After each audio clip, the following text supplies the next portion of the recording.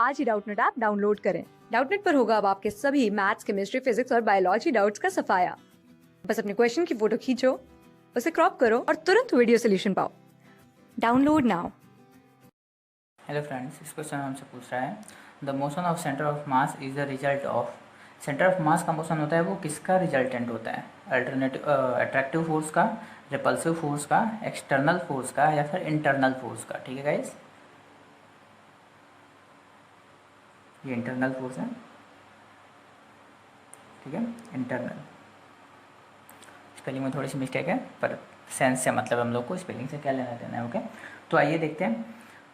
Centre सबसे पहले बात करते हैं अट्रैक्टिव और रिपल्सिव फोर्स की। तो हम लोग क्या कर लेते हैं, फॉर एग्जांपल हम लोग दो चार्ज ले लेते हैं, एक प्लस और एक माइनस। तो एक प्लस और माइनस में क्या होता है गाइज? प्रेम होता है, मतलब दोनों एक दूसरे को क्या होते हैं, करते हैं, अट्रैक्ट करते हैं।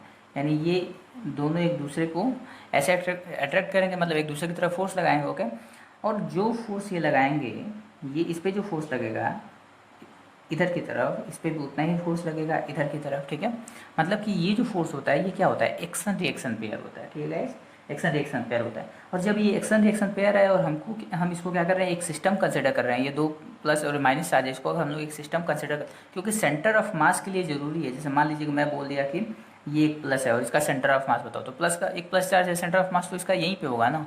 सेंटर ऑफ मास की बात तो हम लोग तब करेंगे जब मान लीजिए दो या दो से अधिक सिस्टम हो हमारे पास, और हम लोग उन सिस्टम दो या दो से अधिक पार्टिकल का सिस्टम हो हमारे पास, और उन पार्टिकल्स को हम लोग इधर से उधर मूव करें और फिर सेंटर ऑफ मास का मूवमेंट देखें। ठीक है गाइज, तो मैं वही कर रहा हूँ यहाँ पे, एक प्लस और एक माइनस लिए और हम लोग क्या किए, दोनों को एक सिस्टम माने। ठीक है, और इस सिस्टम पे नेट फोर्स हमने देखा, तो क्योंकि ये इस पे इधर फोर्स लगा रहा है और ये इस पे इधर फोर्स लगा रहा है, तो सिस्टम पे तो नेट फोर्स क्या है, सिस्टम पे नेट फोर्स तो जीरो है ना।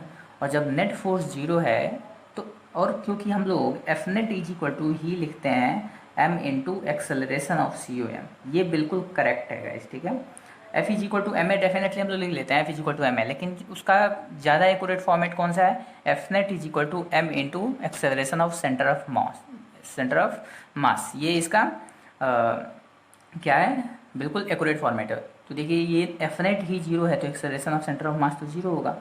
ठीक है, तो जब acceleration of centre of mass zero होगा तो मोशन कहाँ से आएगा सेंटर ऑफ मास में, यानी ये क्या है, अट्रैक्टिव फोर्स।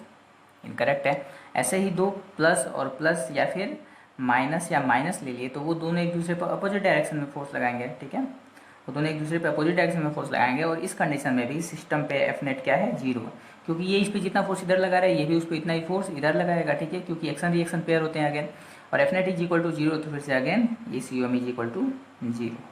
ठीक है, तो यहाँ पे भी acceleration of centre of mass zero हो गया, नहीं मोशन नहीं आएगा सेंटर ऑफ मास में, ये भी गलत।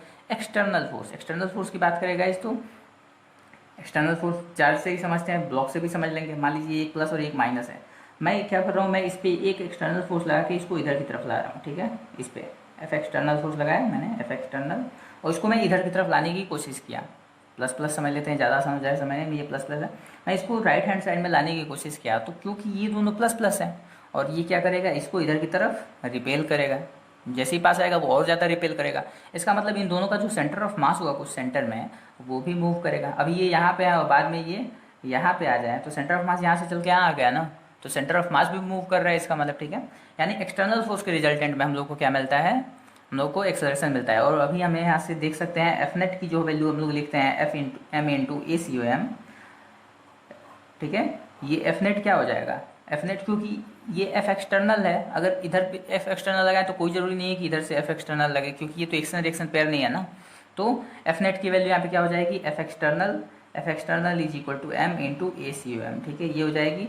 और क्योंकि एफ एक्सटर्नल जो है वो नॉट इक्वल टू जीरो है, एफ एक्सटर्नल क्या है guys, not equal to zero है, इसलिए acceleration of centre of mass क्या होगा, जीरो नहीं होगा, इसलिए सेंटर ऑफ मास क्या करेगा, मोशन करेगा। ठीक है, और इंटरनल फोर्सेस की बात कर लेते हैं। इंटरनल फोर्सेस में तो किसी भी एक ब्लॉक से लेके समझ ले, इसमें क्या होते हैं, दो मॉलिक्यूल के बीच इंटरनल फोर्सेस लग रहे होते हैं। कोई भी एक ब्लॉक है मास m का, और इसके दो मॉलिक्यूल्स के बीच में इंटरनल फोर्सेस लग रहे होंगे, लेकिन ये मूव थोड़े करता है। ऐसे मैंने इस पेन को यहाँ पे रख दिया, इसमें मॉलिक्यूल्स हैं, इनके मॉलिक्यूल्स के बीच में इंटरनल फोर्सेज हैं, लेकिन ये मूव नहीं कर रहा है, ये चुपचाप अपने जगह पे है, तो सेंटर ऑफ मास का कोई मोशन नहीं हो रहा है। इसका मतलब इंटरनल फोर्सेस के रिजल्टेंट में क्या होता है गाइस, सेंटर ऑफ मास का मोशन नहीं होता है।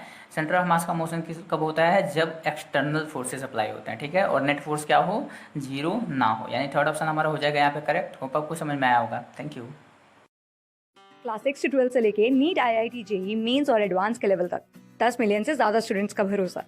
आज ही डाउनलोड करें डाउटनेट ऐप या व्हाट्सएप कीजिए अपने डाउट्स 8400 400 400 पर।